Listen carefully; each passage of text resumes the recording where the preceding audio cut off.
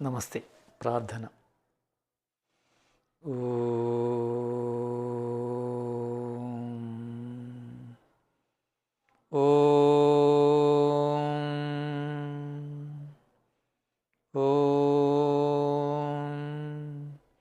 ఓం సహనావవతు సహనౌ భునక్తు సహ వీర్యం కరవావహై తేజస్వినావధీతమస్తు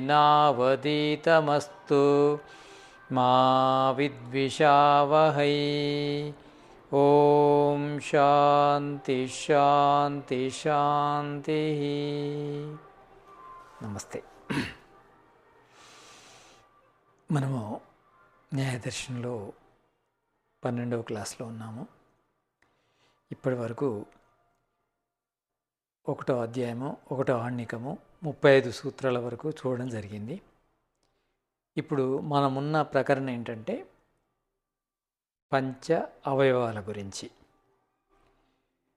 న్యాయదర్శనం లోపల పంచ అవయవాల యొక్క ప్రత్యేకత ఉంది. ప్రతి విషయాన్ని నిరూపించడం కోసము ఈ పంచ అవయవ ప్రయోగం అనేది ఉంటుంది. ముఖ్యంగా అనుమాన ప్రమాణాన్ని నిరూపించడం కోసము ఈ పంచావయవాలు పనిచేస్తాయి. పోయిన క్లాస్లో మనము ఈ పంచావయవాలకు సంబంధించి కొంత తెలుసుకోవడం జరిగింది. పంచావయవాల లోపల ఏముంటుంది? ప్రతిజ్ఞ, హేతువు, ఉదాహరణ, ఉపనై, నిగమనని 5 ఉంటాయి. పంచావయవాలు 5 రకాలు. ఇది జైనుల లోపల 10 అవయవాలు తీసుకుంటారు. దాని గురించి పోయిన క్లాస్లో చెప్పడం జరిగింది. మిగతా 5 అవసరం లేదు, ఈ 5 సరిపోతాయని. ఈ 5లో మనము ప్రతిజ్ఞ అంటే ఏంటో తెలుసుకున్నాం. మళ్ళీ ఒకసారి రివ్యూ చేద్దాము. ప్రతిజ్ఞ అంటే సాధ్య నిర్దేశ ప్రతిజ్ఞ. ఇక్కడ విషయం ఏంటంటే ఒక విషయాన్ని నిరూపించడం కోసము ఈ పంచ అవయవ ప్రయోగం అనేది జరుగుతుంది. విషయం ఏంటిది? ఫర్ ఎగ్జాంపుల్, విషయము, శబ్దము, అనిత్యము. ఇది శబ్దము అనిత్యము అనడాన్ని ప్రతిజ్ఞ అంటారు. ప్రతిజ్ఞ ఏం చేస్తున్నాం మనం? శబ్దము అనిత్యమని చెప్తున్నాం. శబ్దము అనిత్యము ఎలానో మనం నిరూపిస్తే ఈ పంచావయవ పద్ధతి లోపల దాని ఫలం వస్తుంది. పంచావయవాలు ఎందుకంటే శబ్దము అనిత్యము ఎలా అనే విషయాన్ని తెలియజేస్తాయి. ఇప్పుడు సాధ్య నిర్దేశ ప్రతిజ్ఞ. ప్రతిజ్ఞ ఏంటిది? శబ్దము అనిత్యము అంటే శబ్దం యొక్క అనిత్యత్వాన్ని మనము నిరూపించాలి. నేను చెప్పాను శబ్దం అనిత్యమని. తర్వాత ఏం చెప్పాలి? హేతువు చెప్పాలి. ఎందుకు శబ్దము అనిత్యము? ఉత్పత్తి ధర్మకత్వాత్. ఉత్పత్తి ధర్మము కలది కనుక శబ్దము అనిత్యము. ఇక్కడ విషయం ఏంటంటే శబ్దము ఉత్పత్తి అయినది మనం చూసాము, కానీ శబ్దము అనిత్యం అనే విషయాన్ని మనము చూడలేదు, లేదా ఎదుటి వ్యక్తి చూడలేదు. ఇది అనిత్యము ఒకవేళ మనకు అనిత్యం అనిపించింది. ఎలా అనిపిస్తుంది? ఏదైనా ఉత్పత్తి పదార్థము నశిస్తే దాన్ని ఆధారంగా శబ్దము ఉత్పత్తి అనే విషయం తెలుసు కనుక మనకు శబ్దం ఉత్పత్తి అవుతుంది. సంయోగం ద్వారా లేదా వియోగం ద్వారా శబ్దం ఉత్పత్తి అవుతుంది. శబ్దము ఉత్పత్తి అయిన విషయము వాళ్లకు తెలుసు, ఎదుటి వ్యక్తులకు తెలుసు, మనకు తెలుసు. కానీ ఇది అనిత్యము అనే విషయం, అంటే ఉత్పత్తి అయింది కానీ ఇది నశిస్తుంది అనే విషయాన్ని నిరూపించాలంటే ఇక్కడ మనము ఉత్పత్తి ధర్మము కలది కనుక అనిత్యం అని చెప్పాము. ఎలా చెప్పాము అంటే ఇంకెక్కడైనా మనము ఉత్పత్తి అయినది నశిస్తే అంటే అది అనిత్యము కనుక ఇక్కడ కూడా శబ్దం ఉత్పత్తి అయింది కనుక నశిస్తుంది, అనిత్యం అని చెప్పచ్చు. అలా ఉదాహరణ చెప్పాలి. అంటే హేతువు తర్వాత అంటే శబ్దము నిత్యము అని శబ్దము అనిత్యం అని నేను చెప్పాను. దానికి హేతు ఏం చెప్పాను? శబ్దము లోపల ఉత్పత్తి ధర్మం ఉంది కనుక. ఉత్పత్తి ధర్మము శబ్దములో ఉంది అని దేనాధారంగా చెప్పాను? ఇంకొక ఉత్పత్తి అయిన పదార్థము నశించడం చూడడం ద్వారా. ఆ విషయము నాకు ప్రత్యక్షము. ప్రత్యక్షము అని ఇక్కడ ఉదాహరణగా చెప్పాలి మనం. అంటే కుండ ఉత్పత్తి అయింది, దాని యొక్క నాశనం కూడా మనం చూసాము. అంటే ఉత్పత్తి అయింది కనుక నశించింది అని మనం కన్ఫామ్ అయ్యాము. ఇది ప్రత్యక్షం. ఇక్కడ మనం ఉదాహరణ ఇవ్వాలి. శబ్దము అనిత్యముకు హేతు ఏం చెప్పాము? ఉత్పత్తి ధర్మకత్వాత్ అని చెప్పాము. ఉత్పత్తి ధర్మం గలది కనుక. ఇక్కడ శబ్దము యొక్క ధర్మాలు రెండు వచ్చాయి. ఏమొచ్చాయి? శబ్దము అనిత్యము అని చెప్పాము. దానికి ఎందుకు అది అనిత్యము అంటే హేతువు లోపల శబ్దము యొక్క ఉత్పత్తి ధర్మాన్ని చెప్పాము. అంటే ఉత్పత్తి ధర్మము తర్వాత అనిత్య ధర్మం రెండు కూడా శబ్దంలోనే ఉన్నాయి. ఇక్కడ శబ్దములో ఉన్న అనిత్య ధర్మం ఏంటిది? సాధ్య ధర్మం. అంటే మనం దాన్ని సాధించాలి. మన లక్ష్యం ఏంటిది? శబ్దము అనిత్యమని నిరూపించాలి. అంటే అనిత్యమనే గుణమును సాధ్యము అంటారు. మరి దేని ద్వారా నిరూపిస్తాము? ఏ సాధన ద్వారా నిరూపిస్తామంటే అదే శబ్దములో ఉన్న ఉత్పత్తి ధర్మము ద్వారా నిరూపిస్తాం. దాన్ని సాధన ధర్మం లేదా సాధక ధర్మం అంటారు.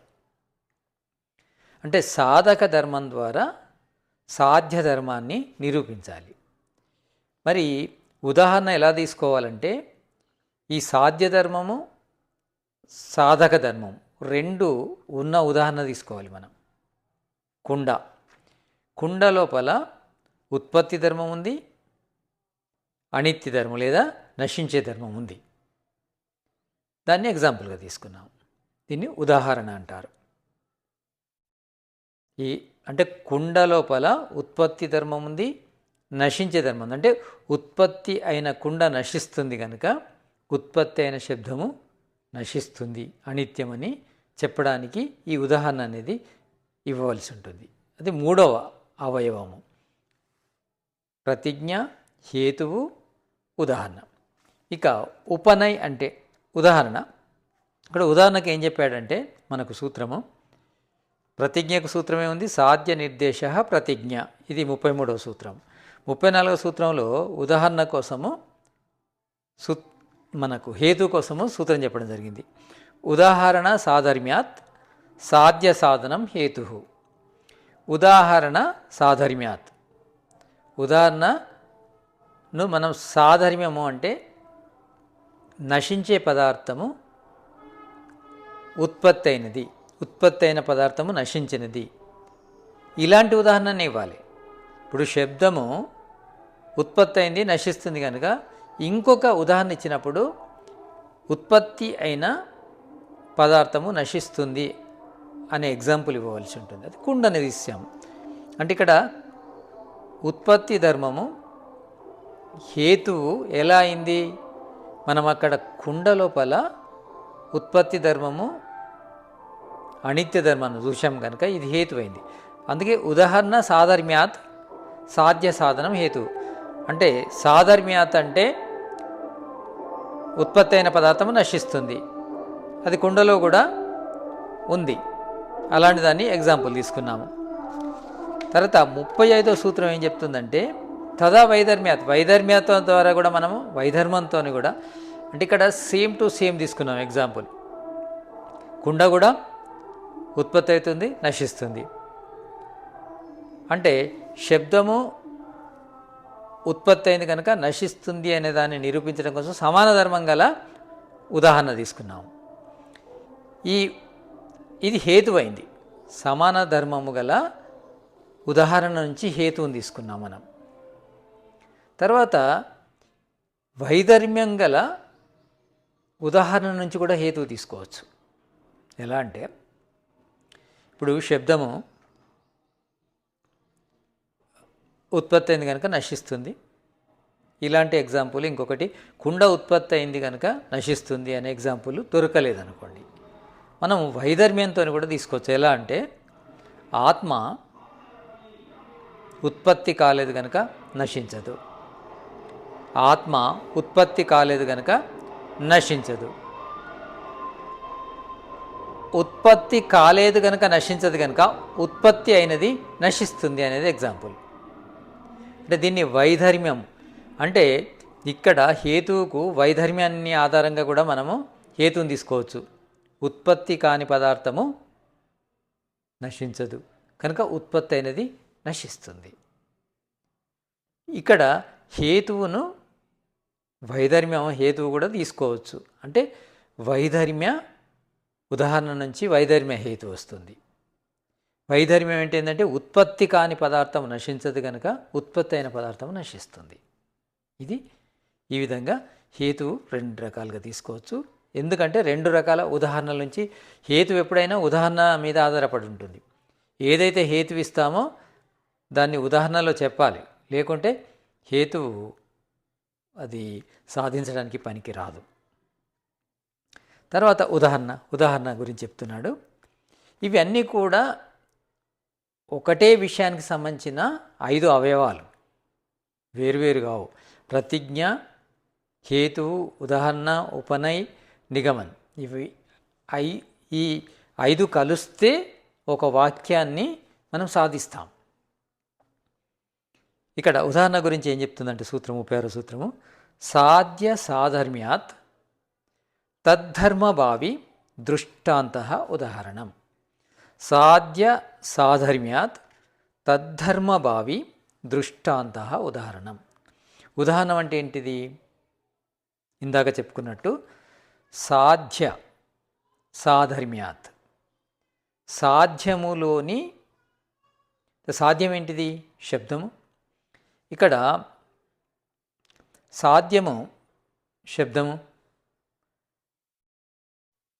అంటే మనం దేని గురించి, దేని లోపల అనిత్యత్వాన్ని నిరూపించదలుచుకున్నాము? శబ్దము లోపల. ఇక్కడ సాధ్యం అంటే ఇది శబ్దం. శబ్దములో ఉన్న సాధర్మ్యం ఏంటిది? ఉత్పత్తి అనిత్యము, ఉత్పత్తి ధర్మము, అనిత్య ధర్మము. ఇలాంటి ధర్మము గల తద్ధర్మభావి అంటే ఆ శబ్దము లాంటి ఉత్పత్తి ధర్మము, వినాశ ధర్మము లేదా అనిత్య ధర్మము గల అంటే ఆ 2 ధర్మాలు గల పదార్థము దృష్టాంతము అంటారు. దాన్నే ఉదాహరణ అంటారు. ఇక్కడ శబ్దము వలె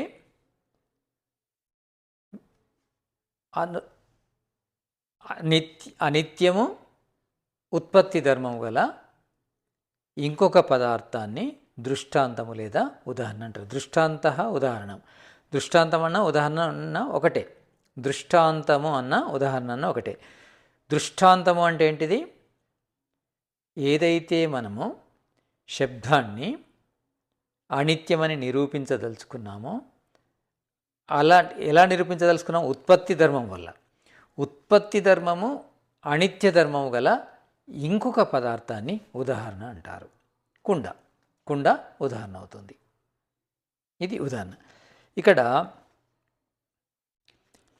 సాధ్య సాధర్మ్యాత్, సాధ్య అంటే శబ్దము అవుతుంది, సాధర్మ్యాత్ అంటే దానిలో ఉన్న అనిత్య ధర్మము, ఉత్పత్తి ధర్మము, సాధర్మ్యాత్. అలాంటి అలాంటి ధర్మాలు గల భావి పదార్థము దృష్టాంతం అవుతుంది. దాన్నే ఉదాహరణ అంటారు. ఇక్కడ మనకు శాస్త్రం లోపల మధ్య కొన్ని శాస్త్రీయ విషయాల గురించి భాష్యంలో ఋషులు చెప్పడం జరుగుతుంది. అది నేను కూడా వీలైనంతవరకు చెబుతాను. అది గుర్తుపెట్టుకోండి. దీనికి రిలేటెడ్ అయినా రిలేటెడ్ కాకపోయినా తర్వాత ఈ శాస్త్రంలో కానీ తర్వాతి శాస్త్రాల్లో కానీ దాని యొక్క ఉపయోగం ఉంటుంది. ఇక్కడ ఒక పదార్థము, ఉదాహరణకి శబ్దం ఏంటిది? ద్రవ్యం. అంటే శబ్దము గుణి. శబ్దము లోపల ఉన్న ధర్మాలు గుణాలైతాయి. ఎట్లా అంటే శబ్దములో ఏముంది? 2 ధర్మాలు మనం తీసుకున్నాం. ఇక్కడ ఒక ధర్మము ఉత్పత్తి ధర్మము, అనిత్య ధర్మము. ఉత్పత్తి ధర్మాన్ని, అనిత్య ధర్మాన్ని గుణాలు అంటారు, శబ్దాన్ని గుణి అంటారు. ఇక్కడ మనము అనిత్య ధర్మాన్ని నిరూపించడం కూడా సాధ్యమే అంటారు, శబ్దములో అనిత్యత్వాన్ని నిరూపించడం కూడా సాధ్యమే అంటారు. సాధ్యము ఇక్కడ ఈ సూత్రం లోపల సాధ్యము అంటే శబ్దమే, అనిత్యం కాదు, శబ్దం. మనము శబ్దములో అనిత్యత్వాన్ని నిరూపించదలుచుకున్నాము. శబ్దములో అనిత్యాన్ని నిరూపించదలుచుకున్నాం. దీన్ని ఏమంటారంటే ధర్మ విశిష్ట ధర్మి అంటారు. ఇక్కడ శబ్దమును మనము శబ్దంలో అనిత్య ధర్మాన్ని నిరూపించదలుచుకున్నాం కనుక దీన్ని ధర్మ విశిష్ట ధర్మి అంటారు. అంటే మనము రెండు రకాలుగా మాట్లాడతాం. ఇప్పుడు ఆకాశము నీలము, ఆకాశము నీలము. ఆకాశము అనేది ధర్మి అవుతుంది, నీలము అనేది ధర్మము అవుతుంది. ఆకాశము ధర్మి అవుతుంది, నీలము అనేది ధర్మము అవుతుంది. ఆకాశాన్ని మనం విశేషణగా తీసుకొని నీలాన్ని విశేషంగా తీసుకుంటే ఆకాశం అనేది, అంటే ఆకాశం ఏంటిది? ధర్మి. ఆకాశం ఏంటిది? ధర్మి. నీలమైన రంగు, బ్లూ రంగు ఏంటిది? అది దాని యొక్క విశేషణం. అంటే ఎప్పుడైనా ధర్మము విశేషము కావాలి, దాని యొక్క ధర్మి విశేషము కావాలి, ధర్మము విశేష్యము కావాలి అనేది రూల్ ఏం లేదు. ధర్మి ఒకసారి విశేషణ కావచ్చు, విశేషం కావచ్చు. అంటే దేని గురించి అయితే మనము తెలుసుకోదలుచుకున్నామో దాన్ని విశేషణం అంటారు. ఇక్కడ శబ్దం గురించి తెలుసుకోదలిచినప్పుడు ధర్మి విశేషణమైంది, దాని యొక్క ధర్మము విశేష్యమైంది. శబ్దము అనిత్యం అనేది నిరూపించాలి. ఇక్కడ శబ్దము యొక్క అనిత్యత్వాన్ని నిరూపించాలి. శబ్దం ఏమైంది? విశేషణమైంది. అనిత్యం ఏమైంది? విశేష్యమైంది. అంటే శబ్దము గురించి మనము ఇక్కడ నిరూపించదలుచుకున్నాం కనుక అంటే శబ్దం గురించి మనము నిరూపించదలుచుకున్నప్పుడు ధర్మి విశిష్ట ధర్మ అవుతుంది. దాని ధర్మము విశేషమైనప్పుడు, అనిత్యం గురించి తెలుసుకున్నప్పుడు ధర్మ విశిష్టి ధర్మి అవుతుంది. శబ్దం ఏంటిది? ధర్మి. అనిత్యం ఏంటిది? ధర్మము. అంటే శబ్దం గురించి తెలుసుకున్నప్పుడు ధర్మి విశిష్ట ధర్మ అంటారు. మనము అనిత్యం గురించి తెలుసుకోదలుచుకుంటే ధర్మ విశిష్టి ధర్మి అవుతుంది. ఎందుకంటే అనిత్యం అనేది ధర్మం కనుక ధర్మ విశిష్టి ధర్మి అవుతుంది అనిత్యం గురించి మనం తెలుసుకోదలుచుకుంటే. ఇక్కడ అనిత్యము శబ్దం గురించి వచ్చింది విషయం ఇది. శబ్దము ధర్మి, అనిత్యము ధర్మము, శబ్దము ధర్మి. అంటే మనం అనిత్యం గురించి తెలుసుకోదలుచుకున్నప్పుడు దాన్ని ఏమంటారంటే ధర్మ విశిష్టి ధర్మి అంటారు. శబ్దం గురించి తెలుసుకోదలుచుకుంటే ధర్మి విశిష్టి ధర్మం అంటారు. ఈ విధంగా శబ్దాలు ఉంటాయి. వీటి గురించి ముందు రిపీట్గా వస్తుంది కనుక సందేహపడవలసిన అవసరం లేదు. ఇది పూర్తిగా మనకు క్లియర్ అవుతుంది శాస్త్రం లోపల. ఏమైనా సందేహాలుంటే కామెంట్ రూపంలో రాయండి. ఈ విధంగా ఇప్పుడు శబ్దము యొక్క అనిత్యత్వాన్ని మనము నిరూపించదలుచుకున్నాము. దానికి మన ప్రతిజ్ఞ ఏంటిది? శబ్దము అనిత్యమని నిరూపించుట. దానికి హేతువు ఇచ్చాము. ఎందుకంటే శబ్దం ఉత్పత్తి ధర్మం వల్లది కనుక అనిత్యమని. దానికి ఉదాహరణ కూడా ఇచ్చాము. ఆ ఉదాహరణ ఎలా ఉండాలి? ఈ శబ్దం వలనే ఇంకొక పదార్థం లోపల ఈ రెండు ధర్మాలుండి, ఏ ధర్మాలు? అనిత్య ధర్మము, ఉత్పత్తి ధర్మం ఉండి, అంటే ఉత్పత్తి ధర్మం ఉన్నది నశిస్తుంది అనేది మనం ప్రత్యక్షంగా చూసి ఉండాలి. ఉదాహరణ ఎప్పుడైనా ప్రత్యక్షమై ఉండాలి. ప్రత్యక్షంగాని విషయాన్ని ఉదాహరణగా పెట్టలేము. ఎప్పుడైనా హేతు ఇస్తున్నామంటే ఉదాహరణ ఆధారంగా ఇస్తాం. ఉదాహరణ ఎలా ఉండాలి? ప్రత్యక్షమై ఉండాలి. కుండ నశించడం చూసాం మనం, దానిలో ఉత్పత్తి ధర్మాన్ని చూసాం, నశించే ధర్మాన్ని చూసాం. శబ్దంలో ఉత్పత్తి ధర్మాన్ని చూసాం, కానీ నశించే ధర్మాన్ని చూడలేదు. కానీ ఎలా చెప్తున్నాము? అనుమానం ద్వారా చెప్తాను. అనుమానం లోపల ఈ పంచావయ ప్రయోగం ద్వారా చెప్తున్నాము. కుండ ఉత్పత్తి అవుతుంది, నశిస్తుంది. దీన్ని బట్టి మనకు ఒక వ్యాప్తి అనేది కలిగింది. వ్యాప్తి అంటే ఏంటంటే ఈ ధర్మము మిగతా పదార్థాల్లో వస్తే దాన్ని వ్యాప్తి అంటారు. అంటే ఇక్కడ వ్యాప్తి ఏంటంటే ఏ పదార్థం ఉత్పత్తి అవుతుందో ఆ పదార్థం నశిస్తుంది అనేది వ్యాప్తి. ఏ పదార్థము ఉత్పత్తి అవుతుందో ఆ పదార్థము నశిస్తుంది అనేది వ్యాప్తి.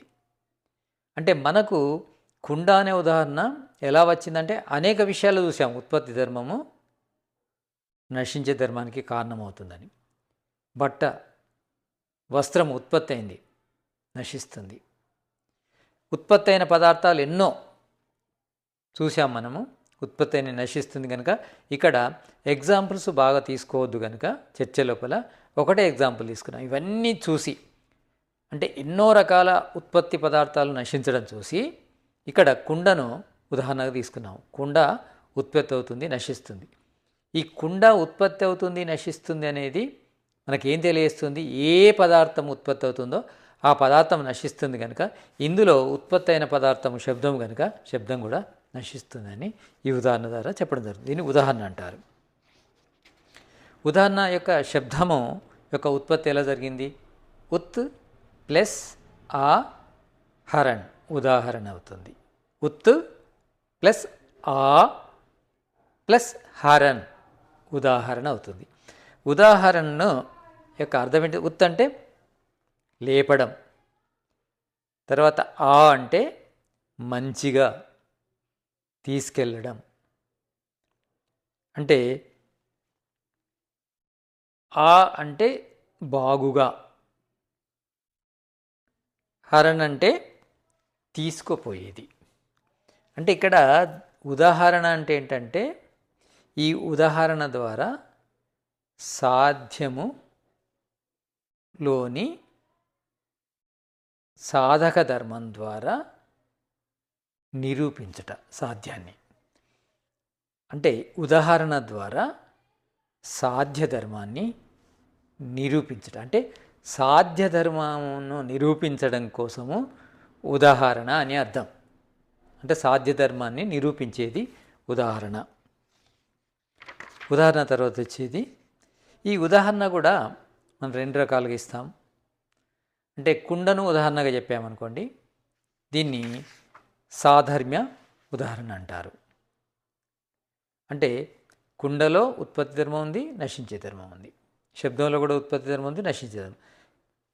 ఇలాంటి ఉదాహరణ మనకు దొరకనప్పుడు వైధర్మ్య ఉదాహరణ కూడా మనం తీసుకోవచ్చు. వైధర్మ్య ఉదాహరణ అంటే ఏంటిది? తత్ విపర్యాయాత్ విపరీతం. దానికి విపరీతంగా, అంటే ఇప్పుడు ఆత్మ ఉత్పత్తి కాలేదు కనుక నశించదు. ఈ ఉదాహరణ తీసుకున్నాం. దీని ద్వారా కూడా మనము శబ్దము ఉత్పత్తి అయింది కనుక నశిస్తుంది అనేదాన్ని నిరూపించవచ్చు. అంటే ఉదాహరణలు రెండు రకాలుగా తీసుకోవచ్చు. సాధర్మ్య, వైధర్మ్య ఉదాహరణ కూడా తీసుకోవచ్చు. వైధర్మ్య ఉదాహరణ అంటే ఏంది? తత్విపర్యాయాత్ విపరీతం. దానికి విపరీతంగా తీసుకోవడం. దేనికి విపరీతంగా? ఉత్పత్తి ధర్మానికి వ్యతిరేకమైంది ఏంటిది? అనుత్పత్తి ధర్మం. ఇక నశించడానికి వ్యతిరేకమైంది, అనిత్యానికి వ్యతిరేకమైంది ఏంటిది? నిత్యం. అంటే ఏ పదార్థము ఉత్పత్తి కాదో ఆ పదార్థం నశించదు. దీనివల్ల మనకేం తెలిసింది? ఏ పదార్థం ఉత్పత్తి అవుతుందో ఆ పదార్థము నశిస్తుందని. ఈ విధంగా చెప్పడం జరుగుతుంది ఉదాహరణ. ఉదాహరణ తర్వాత వచ్చేది మనకు ఉపనయ్. ఉపనయ్ అంటే ఈ 38వ సూత్రం చెప్తుంది. 38వ సూత్రం ఏం చెప్తుందంటే ఉదాహరణ అపేక్ష తదా ఇతి ఉపసంహారో నా తదా ఇతి వా సాధ్యస్య ఉపనయః. ఉదాహరణ ఆపేక్ష తదా ఇతి ఉపసంహారో నా తదా ఇతి వా సాధ్యస్య ఉపనయః. ఉదాహరణ ఆపేక్ష అంటే ఉదాహరణ ఆధారంగానే ఉపనయ అనేది ఉంటుంది. ఉదాహరణ ఎలా ఉంటే ఉపనయ ఎలా ఉంటుంది. ఉదాహరణ సాధర్మ్యమైందనుకోండి, తదా ఇతి అంటే ఏ విధంగానైతే కుండ నశిస్తుందో శబ్దము నశిస్తుంది. ఏ విధంగానైతే కుండ అనిత్యమో శబ్దం కూడా అనిత్యము. తదా ఇతి ఏ విధంగానైతే కుండ నశిస్తుందో శబ్దం కూడా నశిస్తుంది. తదా ఇతి. ఉపసంహారో నా తదా ఇతి అంటే వేరే ఉదాహరణ, వైధర్మ్య ఉదాహరణ తీసుకున్నాం అనుకోండి, ఆత్మది ఉదాహరణ తీసుకున్నాం. ఉత్పత్తి కాలేదు గనుక ఆత్మ నశించదు. అనుత్పత్తి పదార్థము అనిత్యము కాదు, నిత్యము. ఇక్కడ నా తదా ఇతి ఆత్మ వలె కాదు, శబ్దం అనేది ఆత్మ వలె కాదు. ఎందుకు? ఆత్మ ఉత్పత్తి కాలేదు కనుక నశించదు. ఆత్మ వలె శబ్దము కాదు, ఇది ఉత్పత్తి అయినది కనుక నశిస్తుంది. నా తదా ఇతి అంటే ఆత్మ వలె నశించని పదార్థము శబ్దము కాదు కనుక శబ్దము నశిస్తుంది అనేది ఉపనయ అంటారు. ఈ ఉదాహరణ మనము ఉదాహరణను బట్టి ఉపనయ ఉంటుంది. తదా ఇతి అంటే సాధర్మ్య ఉదాహరణ ఇచ్చినప్పుడు తదా ఇతి అంటాము ఉపనయంలో. అంటే ఏ విధంగానైతే కుండ నశించదో శబ్దం నశించదని.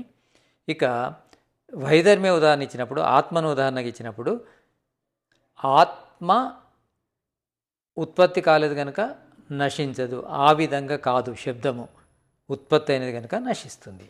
ఇది ఉపనయ అవుతుంది. ఉపనయ తర్వాత వచ్చేది నిగమన్. నిగమన్ అంటే ఏంటి? 39వ సూత్రం చెప్తుంది. హేతు అపదేశాత్ ప్రతిజ్ఞాయాః హేతు అపదేశాత్ ప్రతిజ్ఞాయాః పునర్వచనం నిగమనం. హేతు అపదేశాత్ ప్రతిజ్ఞాయాః పునర్వచనం నిగమనం. పునర్వచనం నిగమనం మళ్ళీ అంటే ఏదైతే ప్రతిజ్ఞ చేశారో, ఇక్కడ హేతు ప్రతిజ్ఞ రెండింటిని మళ్ళీ చెప్పడం. అంటే హేతు అంటే ప్రతిజ్ఞ చేశాడు, హేతు చెప్పాడు, ఉదాహరణ చెప్పాడు, ఉపనయ అయిపోయింది. ఆ తర్వాత నిగమన వస్తుంది. నిగమన అంటే ఏంటి? ఏ విధంగానైతే అంటే ఇక్కడ అన్నీ అంటే ప్రతిజ్ఞ, హేతు, ఉదాహరణ, ఉపనయ చూసి తర్వాత నిగమనం జరుగుతుంది. అంటే మనమంతా ఒక ప్రాబ్లంను సాల్వ్ చేసిన తర్వాత దేర్ ఫోర్ అని చెప్పడం జరుగుతుంది. ఇక్కడ ఈ నిగమనం అంటే ఏంటంటే దేర్ ఫోర్ అంటే అవన్నీ విన్న తర్వాత, అంటే ప్రతిజ్ఞ, హేతు, ఉదాహరణ, ఉపనయ విన్న తర్వాత అందుచేత శబ్దము అనిత్యము అని చెప్పడాన్ని నిగమనం అంటారు. అందుచేత శబ్దము అనిత్యము. అందుచేత అంటే ఎందుచేత? ఉత్పత్తి ధర్మము కలది కనుక శబ్దము నశిస్తుంది కుండవలె. దీన్ని నిగమనం అంటారు. అంటే ఇక్కడ ఈ పంచవాయ ప్రయోగం లోపల వీటిని మనం ప్రమాణాలతో కూడా పోల్చవచ్చు. ప్రతిజ్ఞ అంటే మనము శబ్ద ప్రమాణం కింద తీసుకోవచ్చు. తర్వాత హేతువును అనుమాన ప్రమాణం కింద తీసుకోవచ్చు. ఉదాహరణను ప్రత్యక్ష ప్రమాణం కింద తీసుకోవచ్చు. తర్వాత ఉపనయను ఉపమాన ప్రమాణం కింద తీసుకోవచ్చు. ఇక నిగమన అంటే పూర్తి ప్రమాణాల సారం అవుతుంది. ఈ విధంగా మనము ఇక్కడ పంచవయ ప్రయోగం లోపల పదార్థం యొక్క తత్వజ్ఞానాన్ని అంటే యథార్థ జ్ఞానాన్ని నిరూపించడము ఈ పంచవయవ ప్రయోగం లోపల అంటే పరిపూర్ణంగా అన్ని ప్రమాణాల ఆధారంగా మనము నిరూపించడం జరుగుతుంది. ఇక్కడ శబ్ద ప్రమాణము మనకు అంటే శబ్ద ప్రమాణము కంటే కూడా ప్రత్యక్ష ప్రమాణం బలమైంది. అంటే ఒకదాన్ని మనము ప్రత్యక్షము చేయించడము సాధ్యం కాకపోయినా దానిని ఈ పంచవయ ప్రయోగం ద్వారా నిరూపించవచ్చు. అంటే మనకు శబ్ద ప్రమాణం ఉంది, తర్వాత ప్రత్యక్ష ప్రమాణం ఉంది. శబ్ద ప్రమాణము ప్రత్యక్ష ప్రమాణము అంటే శబ్ద ప్రమాణము ఎప్పుడు కూడా మనను జిజ్ఞాస నుంచి దూరం చేయలేదు. ప్రత్యక్ష ప్రమాణం చేసినంత మనకు సంతృప్తి ఇంకా ఏ ప్రమాణం చేయదు. ఎప్పుడైనా కొంత అసంతృప్తి ఉంటుంది. శబ్దం చెప్పిందంటే శబ్దం చెప్పింది అంతే, ఒక నమ్మకం. అంటే వేదంలో ఇలా ఉంది, ఉపనిషత్తుల్లో ఇలా ఉంది, స్మృతుల్లో ఇలా ఉంది, ఓకే మనకు ఒక నమ్మకం ఉంది అంతే. కానీ నమ్మకము కంటే కూడా గొప్పది తెలుసుకోవడం. తెలుసుకోవడంలో దొరికినంత సంతృప్తి నమ్మకంలో దొరకదు. ఇక్కడ ప్రత్యక్షము సంతృప్తినిస్తుంది, కానీ ఆ ప్రత్యక్షానికంటే ముందు ఈ పంచవయవ ప్రయోగం అనేది అందరికీ సాధ్యమవుతుంది. ప్రత్యక్షం అందరికీ సాధ్యం కాకపోవచ్చు. ప్రతి పదార్థాన్ని మనం ప్రత్యక్షం చేయించకపోవచ్చు. ఇప్పుడు ఆత్మ ఉంది, ఆత్మను ప్రత్యక్షం చేయించాలంటే వాళ్ళు సాధన చేయాలి. కానీ ఆత్మ ఉంది అని నిరూపించాలంటే మనం ఈ పంచవయల ద్వారా నిరూపించవచ్చు. దేవుడు ఉన్నాడు అనేది కూడా నిరూపించవచ్చు. కానీ దేవుడిని చూపెట్టమంటే చూపెట్టలేము, ఆత్మను చూపెట్టమంటే చూపెట్టలేము. ఇక్కడ ఎలా ఉంటుందంటే శబ్ద ప్రమాణం లోపల ఇప్పుడు వేదం లోపల ఉంది, స్మృతుల లోపల ఉంది, ఋషి గ్రంథాల్లో ఉంది కనుక ఆత్మ ఉంది అని, దేవుడు ఉన్నాడని ఇలా చెబితే అందరికీ నమ్మకం కుదరదు. నాస్తికులు ఉన్నారనుకోండి, అంటే శబ్ద ప్రమాణం ద్వారా వాళ్ళకు సంతృప్తి కలిగించలేము. ఇలా పంచవయ ప్రయోగం ద్వారా మనము సంతృప్తి కలిగించవచ్చు. ప్రత్యక్షం చేసుకోవాలంటే ఈ పంచవయ ప్రయోగం ద్వారా ఏదైతే నిర్ణయం అవుతుందో దాన్ని ప్రత్యక్షం చేసుకోవచ్చు. పంచవయ ప్రయోగము ప్రత్యక్షానికి మనకు సామర్థ్యాన్ని ఇస్తుంది, ఉత్సాహాన్ని ఇస్తుంది, ప్రేరేపిస్తుంది. అంటే శబ్దము కానీ ఇతర ప్రమాణాల ద్వారా తెలిసిన విషయాలు కానీ మనము యుక్తిపూర్వకంగా నిరూపించడము ఇక్కడ ఈ పంచవయ ప్రయోగంతో సాధ్యమవుతుంది. శబ్దము చెప్పినంత మాత్రాన నమ్మకం కుదరదు. మనము ఈ విధంగా దీన్ని ఒక రకంగా చెప్పాలంటే అనుమాన ప్రమాణం యొక్క విధానం అని చెప్పవచ్చు. అనుమానం ద్వారా మనము పదార్థం యొక్క యథార్థ స్వరూపాన్ని ఈ విధంగా నిర్ణయించవచ్చు. ఈ పంచవయ ప్రయోగము మనకు ఈ విషయాన్ని తెలియజేస్తుంది. అంటే ఇక్కడ మనకు ఈ ప్రతిజ్ఞ, హేతు, ఉదాహరణ, ఉపనయ్, నిగమన్ ఈ ఐదిటి ద్వారా మనము దేనినైనా నిరూపించవచ్చు. ఇందులో అంటే అన్ని శాస్త్రాల లోపల పంచవయ ప్రయోగం ఉండదు. ప్రతిజ్ఞ, హేతు, ఉదాహరణతో కూడా నిరూపించవచ్చు, ప్రతిజ్ఞ హేతుతో కూడా నిరూపించవచ్చు. ఇక్కడ ఏంటంటే ఈ 5 అవయవాలు ఎలా ఉన్నాయంటే పూర్తిగా నిరూపిస్తాయి. ఇంకా దీనిలో ఏమాత్రము అసంతృప్తి ఉండదు, సంతృప్తి కలుగుతుంది. శబ్దము అనిత్యము. శబ్ద ప్రమాణం లోపల మనం చెప్పాలంటే వేదము లోపల శబ్దం అనిత్యం అని ఉంది, ఋషి గ్రంథాల లోపల అనిత్యం అని ఉంది. దాన్ని మనము ఒప్పుకున్నాం అనుకోండి, నమ్మకం అంతే. కానీ ఇక్కడ పంచ అవయవ ప్రయోగం ద్వారా శబ్దము అనిత్యమని ఈ విధంగా నిరూపించామనుకోండి, మనకు ఇంకా అసంతృప్తి అనేది ఉండదు, సంతృప్తి కలుగుతుంది. ప్రత్యక్షము చేసుకున్నంత సంతృప్తి కలుగుతుంది ఈ పంచ అవయవ ప్రయోగం ద్వారా. ఇలా ప్రతి విషయాన్ని కూడా శబ్దము అనిత్యం అనే విషయం కాదు, ఈశ్వరుడు నిరాకారుడు అనే విషయాన్ని, ఈశ్వరుడు సర్వవ్యాపకుడు అనే విషయాన్ని, ఈశ్వరుడు సర్వజ్ఞుడు అనే విషయాన్ని, ఈశ్వరుడు అనాది అనే విషయాన్ని, ఈశ్వరుడు అనంతుడు అనే విషయాన్ని మనము ఈ పంచ అవయవ ప్రయోగం ద్వారా కూడా నిరూపించే ప్రయత్నం చేయాలి. మనుషుల్లో అంటే అంధకారము, అవిద్య, మూఢ నమ్మకాలు, అంధవిశ్వాసాలు ఎలా వచ్చాయంటే ఈ విధంగా తర్కించకపోవడం వల్ల. అంటే ప్రమాణం గురించే తెలియదు, ఆ ప్రమాణాల ప్రయోగం ఎలా తెలుస్తుంది? ఇక్కడ న్యాయదర్శనం లోపల ఈ పంచావయవ ప్రయోగం అనేది తెలిసిన తెలియని ఎన్నో పదార్థాలను నిరూపించగలము. నిరూపణ చేయబడిందే సత్యం. నిరూపణ కాలేదనుకోండి, సత్యం ఎలా అవుతుంది? తప్పకుండా ఇది సమాజం కోసమైనా వ్యక్తిగతం కోసమైనా సత్యాన్ని మనము గ్రహించాలి. సత్యాన్ని గ్రహించడం కోసము ఈ ప్రమాణాల యొక్క విజ్ఞానం అనేది చాలా ముఖ్యమైనది. ఈ విజ్ఞానాన్ని పొంది మనం సత్యాన్ని ప్రమాణాల పరిజ్ఞానం లేకుండా సత్యాన్ని నిరూపించలేము. నమ్మకం మీదనే నడుస్తుంది ఈ ప్రపంచం అంతా. ఒక కథ వస్తుంది. ఏం కథ అంటే, ఒక కుందేలు ఆకాశం పడిపోతుంది అని పరిగెత్తుతుందట అడవిలో. దాని ముందు వేరే ఒక నక్క వచ్చిందనుకోండి. నక్క అడిగిందట, ఎందుకు పరిగెడుతున్నావు అంటే ఆకాశం పడిపోతుందని. నువ్వు కూడా రావచ్చే అంటే అది కూడా దాని వెనుక పరిగెడుతుంది. నక్కను చూసి ఇంకొక తోడేలు అడిగిందంట, ఎటు పరిగెడుతున్నావు అంటే ఆకాశం పడిపోతుంది అంటే అది కూడా వస్తుందట. ఇలా అడవిలోని జంతువులన్నీ ముందు వైపు పరిగెడుతున్నాయి. చివరికి ఒక తెలివైన జంతువు వచ్చిందట. వచ్చి ఎందుకు పరిగెడుతున్నావని ముందడి జంతువుని అడిగిందట.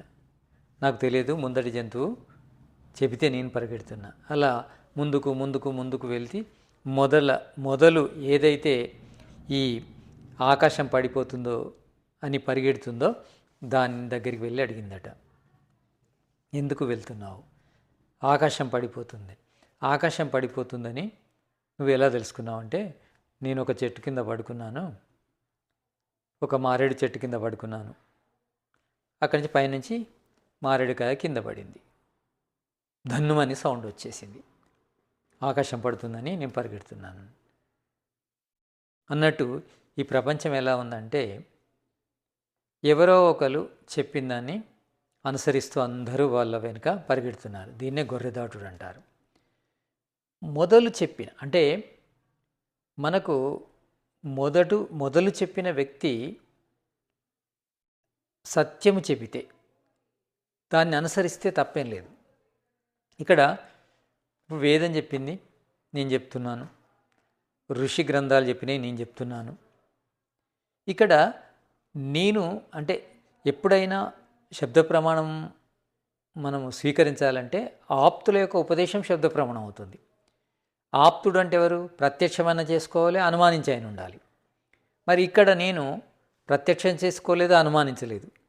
మరి నాదాన్ని కూడా మీరు ప్రమాణంగా ఎలా తీసుకోవాలి అంటే, నేను ఎక్కడి నుంచి అయితే తీసుకున్నానో, ఏ గ్రంథంలో నుంచి తీసుకున్నానో ఆ గ్రంథం యొక్క గ్రంథకర్త ప్రత్యక్షము అనుమానం ద్వారా ఈ విషయాన్ని చెప్పడం జరిగింది. తాను ప్రత్యక్షం చేసుకొని అనుమానించి చెప్పిన విషయం కనుక నా యొక్క శబ్దం కూడా మీరు ప్రమాణంగా తీసుకోవచ్చు.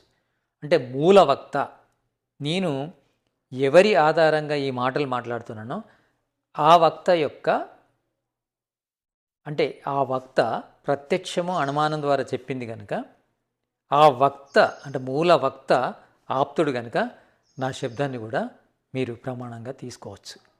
ఈ విధంగా మనము ఆలోచించాలి. ఒక వ్యక్తి తప్పు చేస్తే అతని వెనుక అందరూ తప్పులు చేస్తూ వెళ్తున్నారు అంటే ఎప్పుడైనా ఒక వ్యక్తి అనుసరించేది ఎక్కడ మొదలైంది అనేది మనము తప్పకుండా దాన్ని పరిశోధించవలసి ఉంటుంది. ఇతడు చెప్పే మాట ఎక్కడి నుంచి. ఇప్పుడు చంద్రునిపై మనుషులు ప్రయోగాలు చేశారు. ఆ విషయాన్ని ఒక కమిటీ ద్వారా అక్కడ ఏమేమి ప్రయోగాలు చేశారో చెప్పడం జరిగింది. అది పాఠ్యపుస్తకాల్లో వచ్చింది. ఆ పాఠ్యపుస్తకాల్లో ఉన్న విషయాన్ని టీచర్స్ స్టూడెంట్స్కి చెప్తున్నారు, దాన్ని నమ్ముతున్నారు. ఇక్కడ విద్యార్థులు నమ్మడానికి దాని వెనకాల మూలవక్త, ఇక్కడ టీచర్ చూడలేదు అనుమానం ద్వారా లేదా ప్రత్యక్షంగా కానీ చంద్రమండలాన్ని టీచర్ చూడలేదు, ఆ కమిటీ కూడా చూడలేదు. అంటే ఒక పుస్తకాన్ని ఒక పాఠ్య ప్రణాళిక తయారు చేయాలంటే ఒక కమిటీ ఉంటుంది, ఆ కమిటీ కూడా చూడలేదు. కానీ ఆ కమిటీ ఎక్కడి నుంచి తీసుకుంది? ఆ శాస్త్రజ్ఞుల నుంచి తీసుకుంది, ఆ ఆస్ట్రోనట్స్ నుంచి తీసుకుంది. అంటే మనకు మూలం అనేది సత్యం నుంచి వచ్చి ఉండాలి. అంటే ఆ మూలము ఆప్తులు చెప్పి ఉండాలి. ఆప్తుడు అంటే ప్రాప్తి చేసుకున్నవాడు. ప్రాప్తి చేసుకున్న వాళ్ళు చెప్పింది మనం నమ్మాలి. ప్రాప్తి చేసుకునే వారి మాటను మనం ప్రమాణంగా తీసుకుంటే ఏమవుతుంది? గొర్రెదాటుల్లా ఉంటుంది. అందుకే దేన్ని మనం విశ్వసించాలన్నా తప్పకుండా దాని మూలం ఎక్కడుందో మనము పరిశీలించాలి. ఆ మూలము ఆప్తుల ఉపదేశం అయితే దాన్ని అనుసరించాలి, లేకుంటే అనుసరించకూడదు. ఇదే మన వైదిక ధర్మం.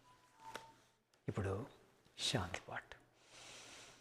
ఓం ద్యౌ శాంతిరంతరిక్షగం శాంతి పృథివీ శాంతి ఆపః శాంతి ఓషధయ శాంతి వనస్పతయ శాంతిర్విశ్వే దేవాః శాంతి బ్రహ్మ శాంతి సర్వగం శాంతి శాంతిరేవా శాంతి సామా శాంతిరేది.